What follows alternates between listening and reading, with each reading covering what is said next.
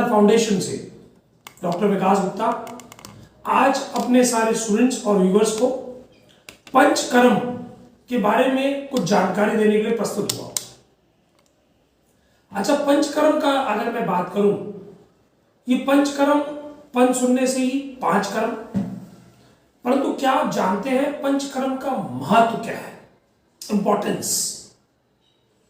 पंचकर्म को अगर मैं एक डेफिनेशन में बोलना चाहूं तो एक डेफिनेशन अगर मैं बोलूं, surgery without knife.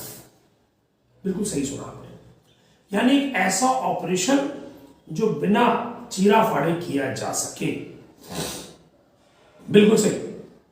Invasive procedure है, इन्वेसिव ट्रीटमेंट है, पर विदाउट यूजिंग अ नाइफ।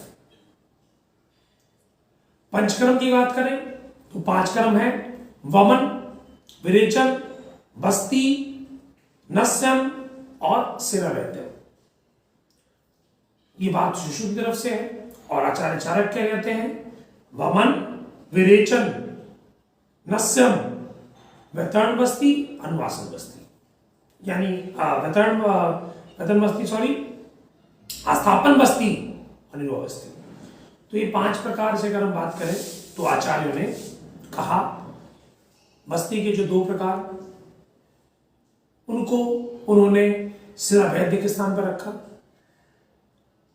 और सुश्रुत ने दोनों ही बस्तियों को अगर मैं चर्चा करूं तो उन्होंने क्या किया कि शिरावैद्य को अलग से रखा हुआ। क्यों रखा है? क्योंकि वो कहते हैं चार दोष होते हैं: वात, पित्त, कफ और रक्त। उन्होंने रक्त को भी दोष में माना है। अब पंचकर्म की बात करें तो पंचकर्म को स्वस्थस्य स्वास्थ्य रक्षणम में भी यूज किया जा सकता है और आतुरस्य प्रशमनम में भी यूज किया जा सकता है। अगर इंटरनेशनली बात करें, पूरे विश्व की बात करें, तो आयुर्वेद की दो ऐसी विधा हैं जिनके आगे पूरा संसार नतमस्तक है। एक है पंचकर्म, दूसरी है शारसूत्र। आज हमारी चर्चा पंचकर्म के ऊपर है। हमने ये समझा वमन, अगर वमन की बात करें तो ऊपरी सतह से जितने भी रोग हैं, यानी कि कफ से प्रकोपित जितने भी रोग हैं, ऊर्ज, जतुगन, गर्दन, सर, छाती के जितने रोग हैं, जहां पर भी कफ की प्रधानता है, इन्वॉल्वमेंट है, वहां पर वमन एक उत्तम चिकित्सा है। वमन के बाद अगर विरेचन कराया जाए किसी बीमारी में तो और उत्तम बात है, परंतु विरेचन भी एक उत्तम चिकित्सा है। यानी जहां पर पित्त की इन्वॉल्वमेंट ज्यादा हो, आपकी जिसे कह सकते हैं ज़िफिड पॉल्सस से या एपिगैस्ट्रिक रीजन से लेसे नाभि तक का जितना भी चीज है, वहां पर विरेचन बहुत अच्छा काम करता है। स्मॉल इंटेस्टाइन में, डुडेनम में, स्टमक में, सेकेंड पार्ट ऑफ स्टमक के अंदर, लिवर की प्रॉब्लम्स के अंदर विरेचन एक उत्तम चिकित्सा है। और स्किन डिजीज में भी, जहां पर बर्निंग सेंसेशन होती है, रेड स्पॉट्स होते हैं, वहां पर भी विरेचन एक उत्तम चिकित्सा है। शुद्धि की अगर बात करें तो विरेचन भी बहुत अच्छी शुद्धि करता है। आपके शरीर में जितने भी टॉक्सिन या स्रोतो अवरोध है या ऐसे आमज पार्टिकल हैं जो अनडाइजेस्टेड पार्टिकल पड़े हुए हैं, उनको निकालने में बहुत ही उत्तम सहायक होता है। अब बात आती है वाता रोगों की। इसके अंदर अगर हम बात करें निरुआ की, जो कषाय बस्ती है, और अगर दूसरी बात करें अनुवासन बस्ती की, अगर अनुवासन की बात करें, अस्थापन, अनुवासन, तो हमने बात करी जब निरुआ बस्ती की तो वो हमारी अस्थापन बस्ती की। निरुआ बस्ती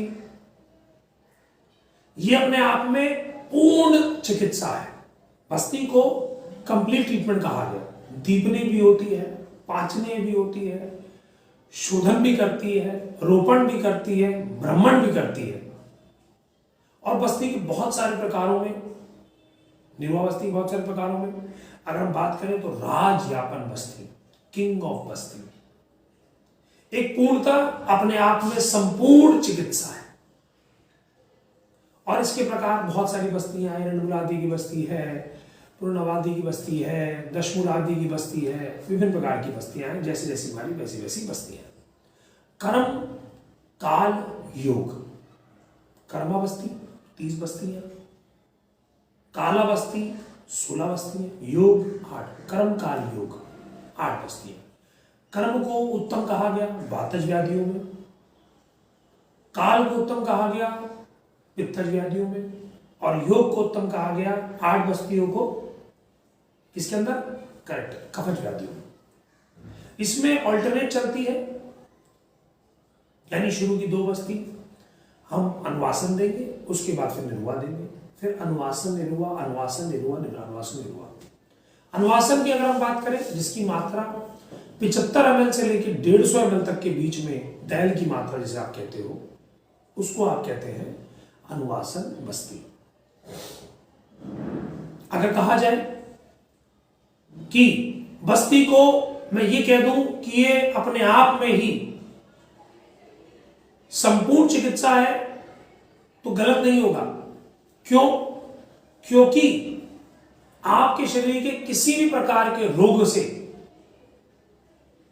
उत्तम तरीके से अगर कोई लड़ सकता है तो वह बस्ती है। आज से पहले आपने कटी बस्ती, झालू बस्ती, इन बस्तियों के बारे में सुना है, परंतु ये पंचकर्म के अंदर के पूर्व कर्म या पाश्चात कर्म में तो आ सकती हैं, लेकिन मेन पंचकर्म का हिस्सा नहीं होती है। अनुवासन की अगर हम बात करें तो शरीर को स्नेहित करना, वायु का शमन करना। सबसे पहले अनुवासन क्यों दी जाती है? जिससे वायु का शमन किया जा सके, स्नेहन किया जा सके और शरीर को समर्थवान किया जा सके। अब बात जैसे हमने निरुआ की करी, तो निरुआ में क्या क्या डलता है? शहद, शहदवा लवण, तेल या घी, जो भी आप डालना चाहें, यानी कि स्नेह, कलक, क्वाथ, और उसके ऊपर दूध, मांस रस और गौमूत्र। गौमूत्र डाला जाता है कफज व्याधियों में, मांस रस डाला जाता है वातज व्याधियों में, और दूध डाला जाता है पित्तज व्याधियों में। बस्ती की अगर हम बात करें तो शायद कई दिन लग जाएंगे बस्ती की चर्चा करते हुए। इसके ऊपर हम आगे चलते हैं। नस्यम, नस्यम के अंदर मैं अपने हर मरीज को जरूर बताता हूं कि नासस्य शिरोद्वारम, यानी सिर का अगर कोई द्वार है, रास्ता है, तो ये नाक है। स्टाचियन ट्यूब जो नेजल से ट्रैवल करके